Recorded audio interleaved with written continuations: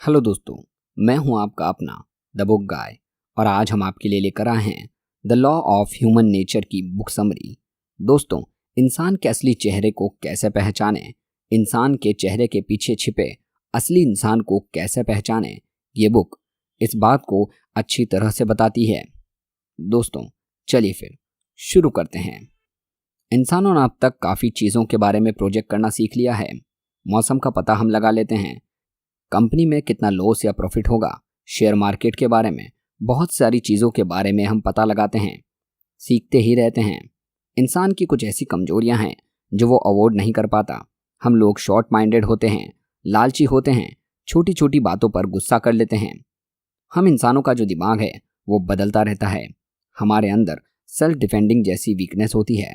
तो हम अगर अपनी कमजोरियों और लॉस को अच्छी तरह से समझ जाएं तो हम अपनी लाइफ को बेहतर बना सकते हैं। तब न तो कोई हमारा फ़ायदा उठा पाएगा, न ही हमें कोई अपने जाल में फंसा सकेगा। कई बार हम खुद की कमजोरियां मुसीबत में डाल देती है, लेकिन हम अगर अपनी कमजोरियों पर काबू पा लेते हैं तो हम खुद को एक बेहतर इंसान बना सकते हैं, एक बेहतर लाइफ को एंजॉय कर सकते हैं। किसी भी इंसान को देखकर हम ये राय बनाने लगते हैं कि वो इंसान कैसा है, क्या सोच रहा है। जब हम किसी को समझने की कोशिश करते हैं तो हम अक्सर बहुत बड़ी गलती करते हैं। वो गलती ये होती है कि हम जैसे होते हैं वैसे ही दूसरे लोगों को समझते हैं। एक चोर को सभी लोग चोर जैसे ही दिखाई देते हैं, एक झूठे इंसान को सभी लोग झूठे ही लगते हैं। उसी तरह एक इनोसेंट इंसान को सभी लोग अच्छे लगते हैं। बिल्कुल इसी तरह हम जैसे होते हैं हम दूसरों के बारे में वैसे ही सोचते हैं। आगे हम इसके बारे में जानेंगे कि हम कैसे लोगों को समझ सकते हैं। इसको समझने के लिए हम रॉबर्ट ग्रीन की लिखी हुई book the laws of human nature की मदद लेंगे। दोस्तों, ऑथर ने इस बुक में 18 लॉज बताए हैं। इन लॉज को जानकर आप किसी भी इंसान के बारे में बहुत अच्छे से जान सकते हो, उनके इमोशनल बिहेवियर को बहुत अच्छे से पढ़ सकते हो। ये सभी लॉ उस इंसान के मेंटल, इमोशनल, उनकी लाइफ के ऊपर बनाए गए हैं। डिप्रेशन, हैप्पीनेस, डर, गुस्सा, जलन, हम सभी ह्यूमन का एक डार्क साइड होता है। ये चीज़ें ही हमें अंदर से बुरा बनाती हैं।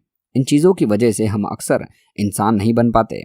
हम अक्सर अपने इमोशंस पर काबू नहीं रख पाते, जिसकी वजह से हम अक्सर फेल और सैड हो जाते हैं।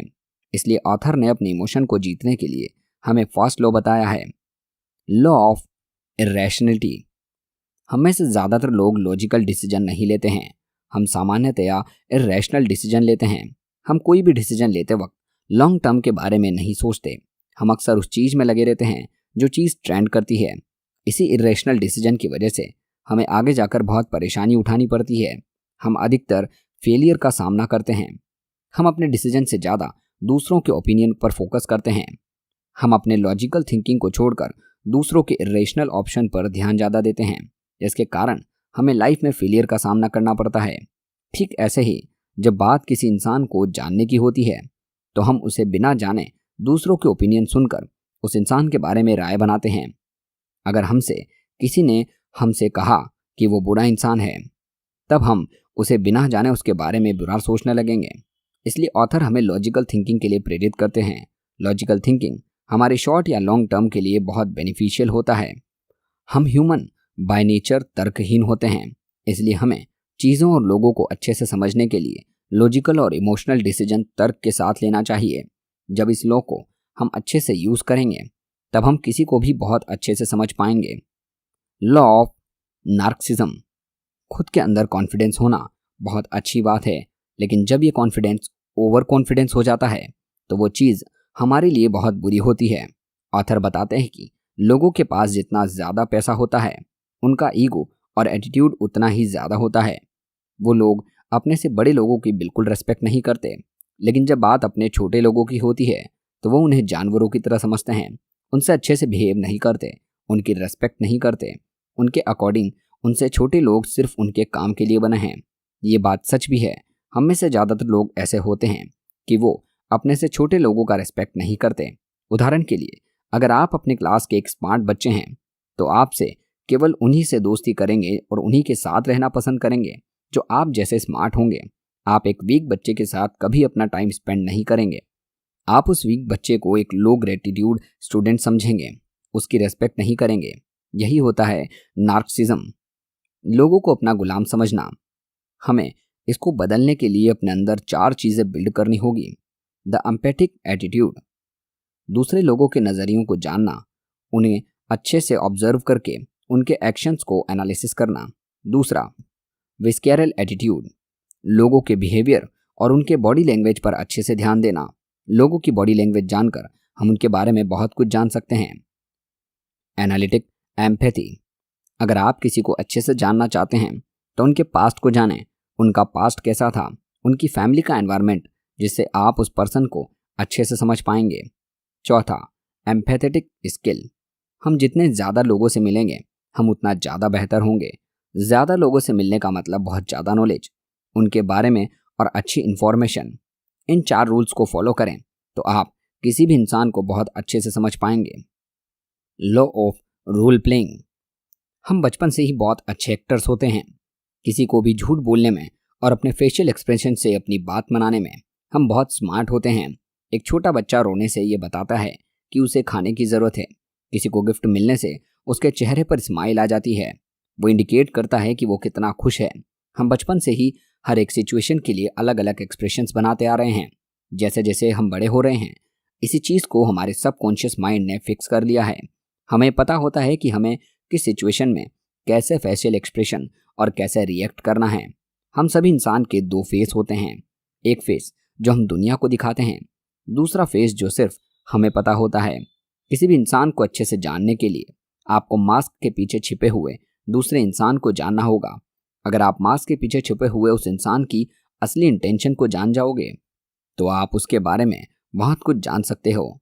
ऑथर बताते हैं कि किसी भी इंसान के मास्क के पीछे के इंसान को जानने का सबसे अच्छा तरीका है वो इंसान की बॉडी लैंग्वेज को अच्छे से रेट करना, क्योंकि हम अक्सर झूठ बोलते हैं लेकिन हमारी बॉडी लैंग्वेज कभी झूठ नहीं बोलती।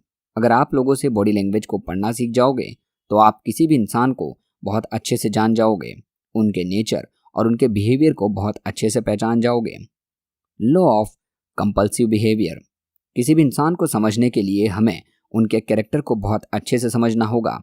एक इंसान का कैरेक्टर उसके बारे में बहुत कुछ बताता है। हमारा कैरेक्टर बचपन से बनता है, हमें हमारे पेरेंट्स का बहुत बड़ा हाथ होता है। एक अच्छा कैरेक्टर अच्छी पेरेंटिंग, नॉलेज, मेंटर और भी बहुत कुछ से बनता है। हम जितना ज़्यादा सीखेंगे हमारे लिए उतना ही अच्छा होगा। किसी से भी मिलकर हम उसके बिहेवियर को देखकर उनके बारे में बहुत कुछ बता सकते हैं।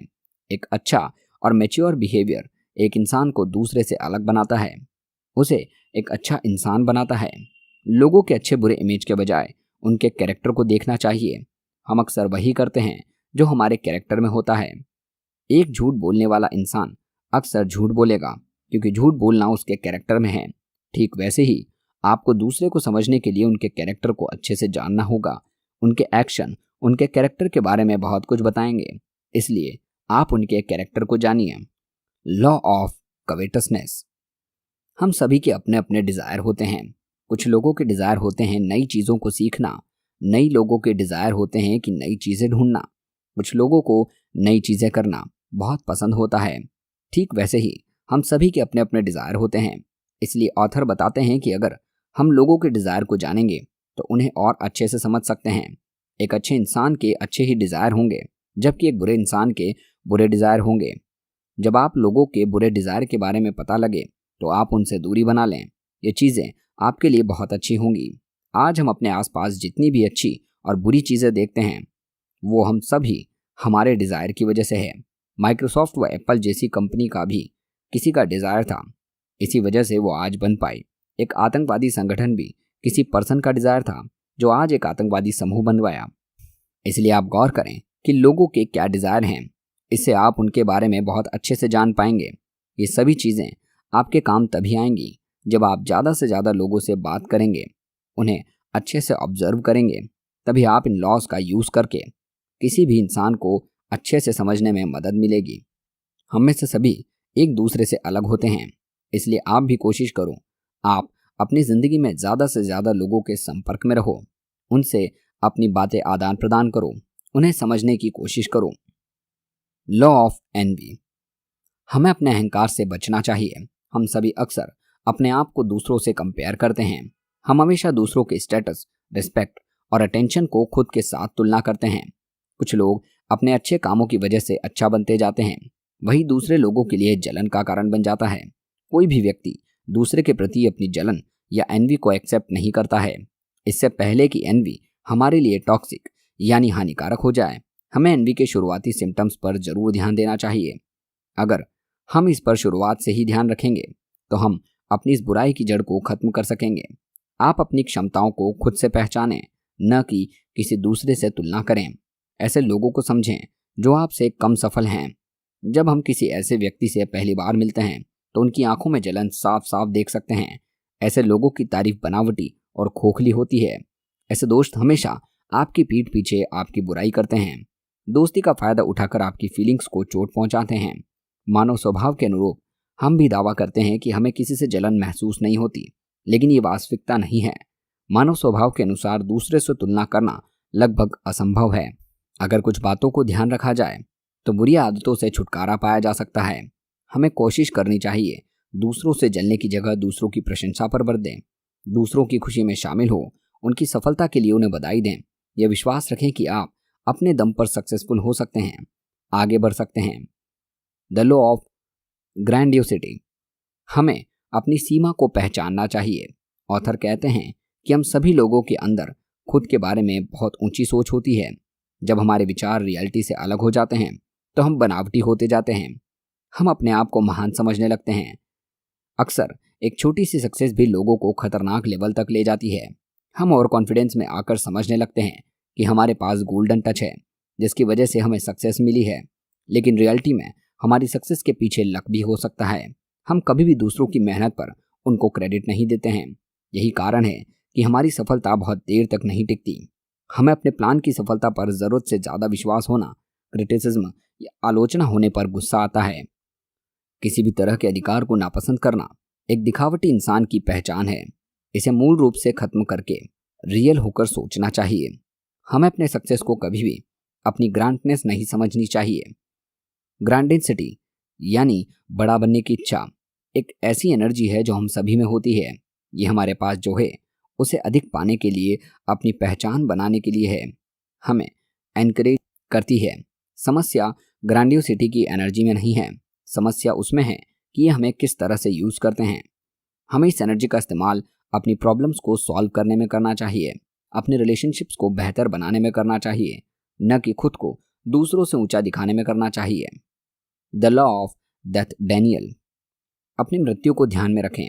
हम में से ज़्यादातर लोग अपनी मौत के विचार को अवॉइड करते हैं, मौत की बात सोचकर डर जाते हैं, लेकिन इसकी जगह मौत की सच्चाई हमेशा हमारे दिमाग में होनी चाहिए। ये लाइफ एक दिन खत्म हो जाएगी। इसकी समझ ही हमारी ज़िंदगी को एक पर्पस देती है, अपने गोल्स की तरफ काम करने का एहसास दिलाती है। ये हमें इस बात की समझ देती है हमारी छोटी सी ज़िंदगी में क्या मायने रखता है और क्या नहीं। कुछ लोग दूसरों से अपने को अलग करके महान महसूस करते हैं, लेकिन हमें देखना चाहिए कि सबकी मौत होती है। ये सच्चाई हम सभी को समान बनाती है। ज़्यादातर इंसानों के लिए मौत एक डरावनी चीज़ है। हम केवल मौत से जुड़े दुख दर्द को देख पाते हैं, लेकिन हमें ज़रूरत है कि हम लाइफ की सच्चाई को एक्सेप्ट करें। इस अपॉर्चुनिटी का उपयोग कुछ नया सीखने और खुद को मजबूत बनाने में करें। मौत की सच्चाई को एक्सेप्ट करके हम अपनी लाइफ ज़्यादा खुलकर और टेंशन फ्री होकर जी सकते हैं। इससे हमारा काम भी बेहतर हो जाता है, हमारे रिलेशनशिप्स भी अच्छे हो जाते हैं। Change your circumstances by changing your attitude. Author कहते हैं अपना रवैया बदलकर अपनी परिस्थितियां बदलें। हम सभी दुनिया को अपनी तरह से देखते हैं। हर किसी का दुनिया को देखने का नज़रिया अलग होता है। ये हमारा एटीट्यूड होता है। ये डिसाइड करता है हमारी लाइफ में हमारे साथ क्या होगा। अगर आपका रवैया डर का है तो आपको नेगेटिव नज़र आएगी। आप अपनी गलती के लिए दूसरों को ब्लेम करेंगे। यदि हम डाउट महसूस करते हैं तो हमारी प्रेजेंस में भी दूसरे भी ऐसा ही एक्सपीरियंस करते हैं। हम अपना रवैया पॉजिटिव बताकर अपने प्रॉब्लम से सीख सकते हैं, अपॉर्चुनिटी को क्रिएट कर सकते हैं। हमें अपनी विल पावर की लिमिट को जानना चाहिए, देखना चाहिए कि वो हमें कितना दूर ले जाती है। हम अक्सर अपने बचपन की बुरी घटनाओं और जीवन को डर ब साथ ले चलते हैं। इसी के चलते हम एक नेगेटिव एटीट्यूड बना लेते हैं। हम सभी को राय बनाना पसंद होता है। हम दुनिया की सभी सच्चाइयों को भांति भांति जानते हैं। अन्य लोगों की तरह ही हम भी दुनिया को देखते हैं, लेकिन सच्चाई इसके उलट होती है। किन्हीं भी दो व्यक्तियों का नज़रिया एक सा नहीं हो सकता। कार्ल जंग का मानना है हमारा एटीट्यूड ही हमारे ब्रेन के काम करने और रिएक्ट करने की क्षमता है। नेगेटिव एटीट्यूड वाले लोग बचपन से ही दुनिया को नेगेटिवली देखते हैं। उन्हें लगता है कि कोई भी उनसे प्यार नहीं करता, वो सिर्फ क्रिटिसिज्म और धोखे की उम्मीद करते हैं। अपने खुद के नज़रिए को बड़ा करें, लोगों के बिहेवियर के पीछे के कारणों को जानने की कोशिश करें, खुद के जीवन का एक पर्पस बनाएं, उसे पाने के लिए अपनी लिमिटेशन से आगे बढ़ जाएं। इन सभी लॉज का यूज़ करके मैं लाइफ में भी करता हूँ, जिनसे मुझे लाइफ को और अच्छे से जीने का, लोगों को समझने का तरीका पता चलता है। इसलिए आप भी इन लॉज का यूज़ लाइफ में करिए और एक अच्छे इंसान बनिए। तो ये थी दोस्तों summary the law of human nature की। दोस्तों, अगर आपको ये बुक पढ़नी है तो लिंक नीचे डिस्क्रिप्शन में है, और साथ ही अगर आप फुल ऑडियो बुक सुनना चाहते हैं तो उसका लिंक भी मैं डिस्क्रिप्शन में दे दूंगा। आप हमारे दूसरे चैनल पर फुल ऑडियो बुक सुन सकते हैं। दोस्तों, आपको ये वीडियो कैसी लगी इस कमेंट में ज़रूर बताइए। इस वीडियो को लाइक और चैनल को सब्सक्राइब भी ज़रूर करिए। मिलते हैं अगली वीडियो में अगली समरी के साथ। धन्यवाद।